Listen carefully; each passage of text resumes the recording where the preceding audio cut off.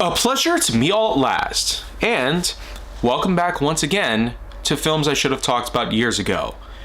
And so, I've come around here to talk a bit more about the Angry Birds films.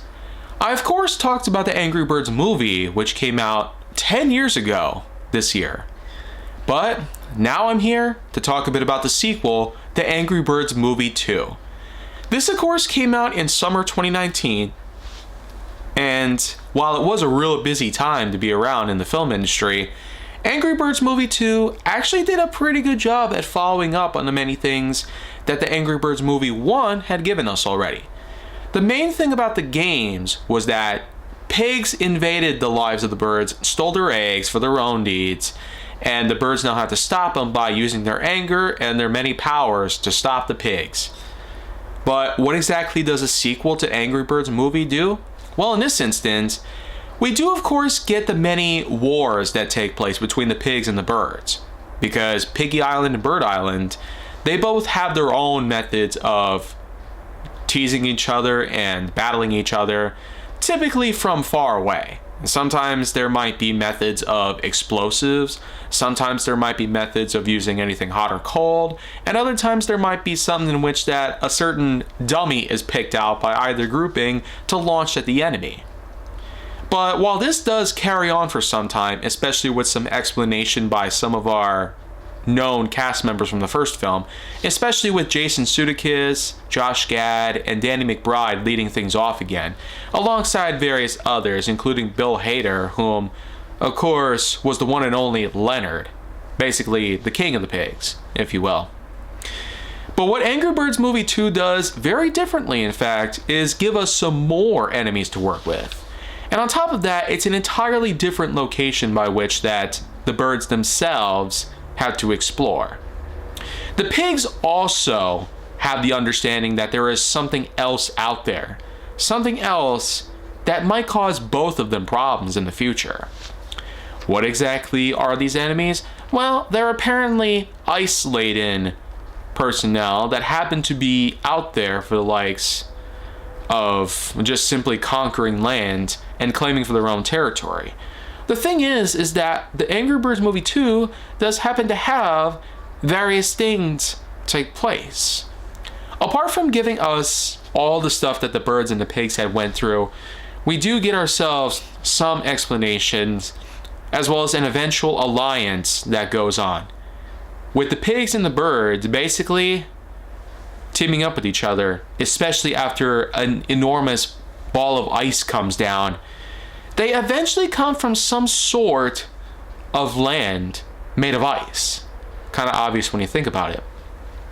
The leader of whom is known by the name of Zeta, and seemingly the mighty eagle actually comes around to provide a lot of the story and background as to what he and Zeta used to do.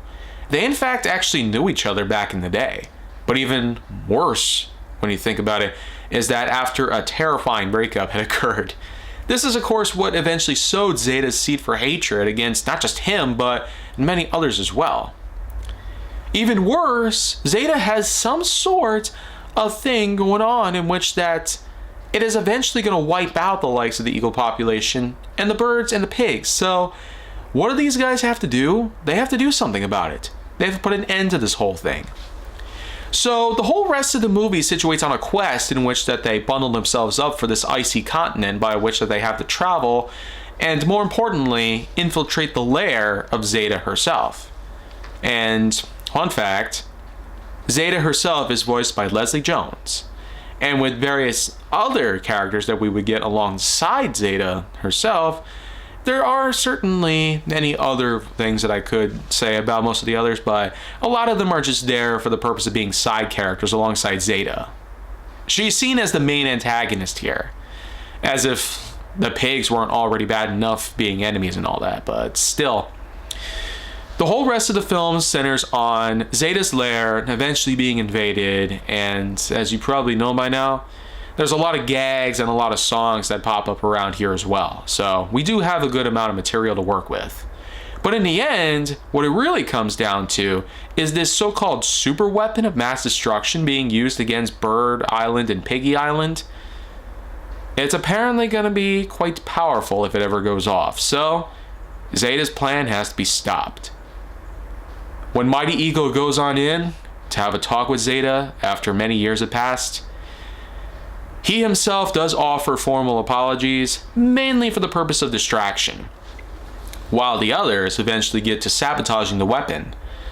And Zeta, of course, explodes in fury and activates the weapon right in front of him, only to find out it doesn't work. No, that's because the birds made a classic diversion scheme. They were able to successfully sabotage her weapon and prevent her from causing unwanted destruction and death to both parties. And Eagle Island, who really knows what's going to happen at this point here? Because in spite of Zeta's defeat in this instance, it does seem that we're probably going to be seeing a lot more happen from here on out. This only leads us to wonder, what exactly is the third film going to be like? Well, I feel like that first of all, it's worthy to note that we have confirmation on most of the cast, if not every single individual member, from Jason Sudeikis to Bill Hader. They're all going to be coming back for the third part. And it's also worthy to note that it's likely we'll have a 2026 release, but this is mostly just speculation and stuff. It's possible that they might have scaled it back to a further point in the future, like 27 or 28, and Thurop Van Orman is going to be the man in charge of the third film just as well. The second film was also made possible thanks to Thurop Van Orman's directorial work, but the first film was done by different people. Still, this does make you to wonder though, with Sega purchasing Rovio for themselves, it's possible we might have some of Sega's co-affiliation with this third film. But more importantly, it's like I've said before, what if there was the idea, at the very minimum, that Sonic and Angry Birds could collaborate with each other? In fact, it's worth noting that the Angry Birds movies and Sonic the Hedgehog actually are very similar to each other in terms of animation style. I'm not kidding. Even though they are made by different animation teams in either instance, it's still worthy to note here. Or maybe I'm just overthinking it. Either way though, I'd say this is a pretty decent sequel for what it is, but some of the main reasons why it doesn't really hit as hard critically or financially would be because despite having a 72% on Rotten Tomatoes and over twice the budget made from the box office results being over $150 million, I'd say the biggest thing about Angry Birds Movie 2 is that it came around during mid-August of 2019. And this was around the same time that other films like Good Boys, Scary Stories to Tell in the Dark, 47 Meters Down Uncaged, Dora and the Lost City of Gold, and of course, Hobbs and Shaw, they were all around by this point. Eventually, there would be other films that would come around later in the month, like Peanut Butter Falcon and Ready or Not. But the point is that August 2019 was a really busy time for movies. And there were a ton of them.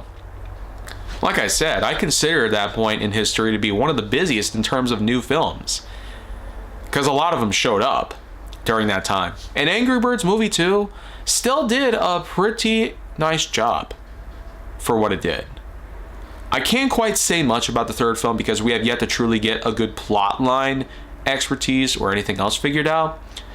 But whatever happens, let's just hope that with all the years that have passed since the second film came out nearly 7 years ago, man, that's just impressive when you think about it. We'll just have to see what the third film does though. Until then, thank you guys for watching my videos on the Angry Birds movies, and make sure to like, subscribe, comment, follow me wherever you can find me, and stay on the Hollywood side for more.